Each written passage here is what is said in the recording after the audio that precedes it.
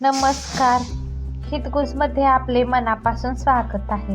आज आपण पौष महिन्यात साजरी करण्यात येणारी शुक्ल पक्षातील एकादशी म्हणजेच पौष पुत्रता एकादशी ही एकादशी का केली जाते, या एकादशीचे महत्त्व काय आहे, एकादशीची पूजा विधी, तसेच या दिवशी कोणते नियम पाळावेत आणि पुत्रता एकादशीची व्रत कथा याविषयी माहिती जाणून घेणार आहोत.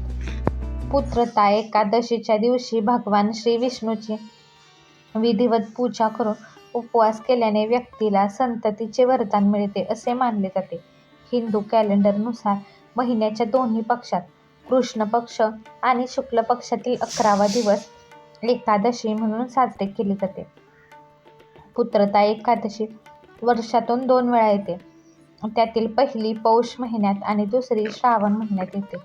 पौष महिन्यातील शुक्ल पक्षात येणारी एकादशी पौष पुत्रता एकादशी म्हणून साजरी केली जाते. आता आपण पाहूया पुत्रता एकादशीचे महत्त्व. पुत्रता एकादशीला भगवान विष्णूची विधिवत पूजा करून व्रत केल्यास पुत्रप्राप्तीची इच्छा पूर्ण होते अशी श्रद्धा आहे. जे लोक हे व्रत करतात त्यांच्यावर भगवान श्री विष्णूची अपार कृपा असते आणि त्यांच्या मनोकामना पूर्ण होतात असेही मानले जाते.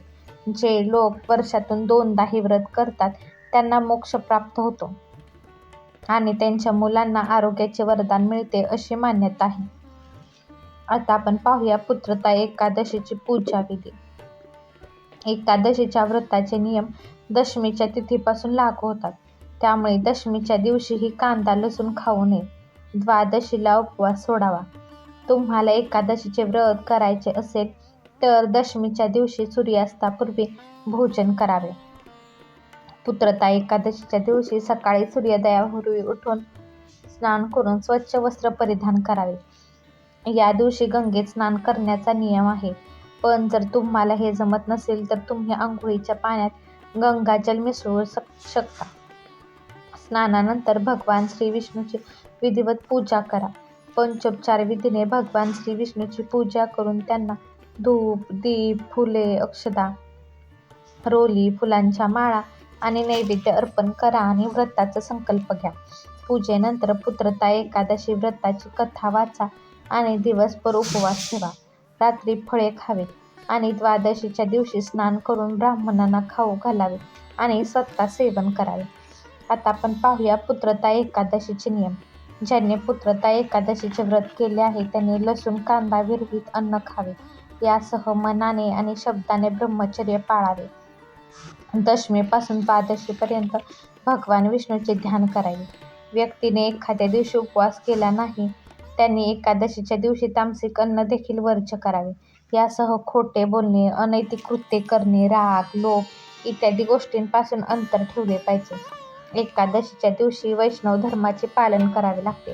त्यामुळे वांगी, सुपारी, मांस, दारू इत्यादी गोष्टींपासून स्वतःला दूर ठेवा.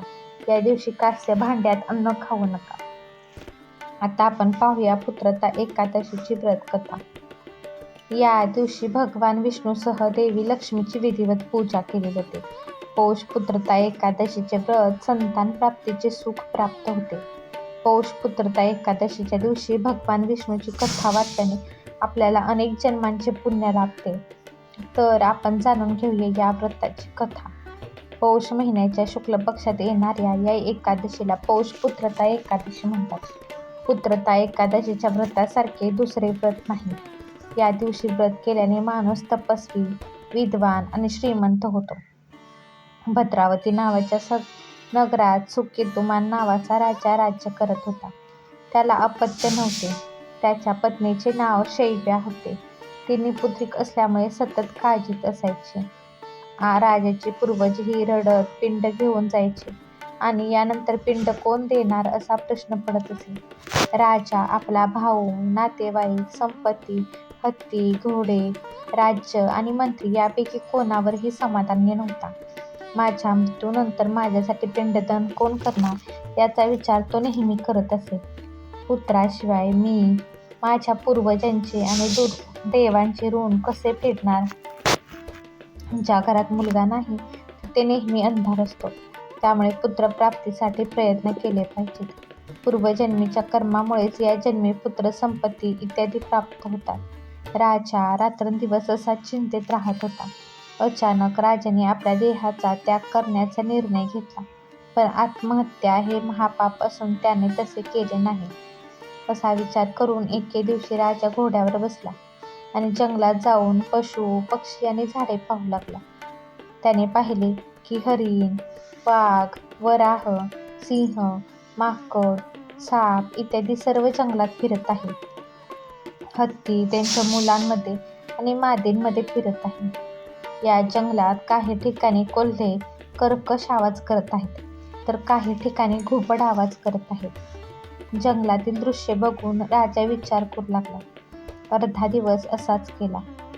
तो विचार करू लागला की मी अनेक यज्ञ केले, ब्राह्मणांना रुचकर भोजनाने तृप्त केले, तरीही मी दुःखी आहे. तहान लागल्याने राजा अतिशय दुःखी झाला आणि पाण्याच्या शोधात इकडे तिकडे भटकू लागला. राजाला थोड्या अंतरावर एक तलाव दिसला. त्या सरोवरात कमळ फुलले होते आणि क्रेन, हंस, मगर इत्यादी फिरत होते. त्या तलावाभोवती ऋषीमुनींचे आश्रम बांधले होते. त्याचवेळी राजाचे उजवे अंग थरथरू लागले. राजाने हा शुभ शकुन मानून ऋषीमुनींना नमस्कार करून घोड्यावरून खाली उतरला. राजाला पाहून ऋषी म्हणाले, हे राजा, आम्ही तुमच्यावर खूप आनंदी आहोत. तुम्हाला काय हवे ते सांगा. राजाने विचारले, महाराज, तुम्ही कोण आहात आणि इथे का आला आहात? ऋषी म्हणू लागले, हे राजा, ज्याने मुलांना जन्म दिला त्याची आज पुत्रता एकादशी आहे. आम्ही विश्वदेव आहोत आणि या तलावात स्नान करायला आलो आहोत. हे ऐकून राजा म्हणाला, महाराज, मलाही संतती नाही. तुम्ही माझ्यावर प्रसन्न असाल तर मला पुत्रप्राप्तीचा आशीर्वाद द्या. ऋषी म्हणाले, हे राजा, आज पुत्रता एकादशी आहे. तुम्ही हे व्रत अवश्य पाळावे. देवाच्या कृपेने तुमच्या घरी नक्कीच पुत्रप्राप्ती होईल. ऋषींचे म्हणणे ऐकून राजाने त्याच दिवशी एकादशीचे व्रत केले. द्वादशीला ते व्रत सोडले. यानंतर ऋषींना नमस्कार करून ते राजवाड्यात परतले. 9 महिन्यानंतर राजाला मुलगा झाला. तो राजकुमार खूप शूर, यशस्वी आणि लोकांचा रक्षक बनला. श्रीकृष्ण म्हणाले, हे राजा, पुत्रप्राप्तीसाठी पुत्रता एकादशीचे व्रत करावे. जो व्यक्ती हे व्रत करतो त्याला स्वर्गप्राप्ती होते. हा व्हिडिओ तुम्हाला आवडला असेल तर व्हिडिओला लाईक करा, शेअर करा आणि चॅनलला सबस्क्राईब करा. भेटूयात पुन्हा अशाच एका छानशा व्हिडिओसोबत. तोपर्यंत धन्यवाद.